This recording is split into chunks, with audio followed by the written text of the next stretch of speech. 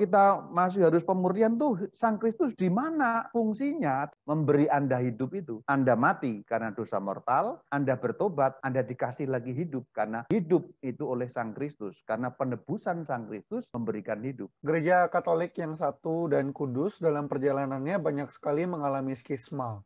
Lalu ajaran magisterium tentang hal ini sekaligus tentang purgatori itu mulai dari tahun berapa, Rama? Apakah pada zaman awal atau abad pertama juga sudah seperti kita?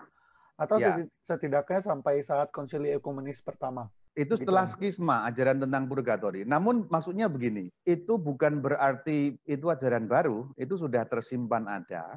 Hanya kemudian pemahamannya dibuat tersurat. Sebenarnya banyak hal itu kan tersirat. Misalnya kalau kita ngomong mengenai ajaran Trinitas, apakah sudah ada dari awal? Ya sudah ada. Hanya kemudian dibuat tersurat dengan jelas, eksplisit, itu kan pada perkembangan-perkembangan selanjutnya. Memang ajaran purgatori memang setelah skisma dengan gereja timur, yaitu kemudian ortodoks, yang kemudian disebut ortodoks itu. Maka ortodoks tidak menerima tentang purgatori, meskipun mereka juga memiliki ajaran mengenai purificatio. Hanya terminologinya lain itu saja. Jadi ortodoks itu punya juga ajaran mengenai purificatio. Mereka menyebutnya theosis. Jadi orang setelah meninggal itu makin menuju Allah, pengilahian.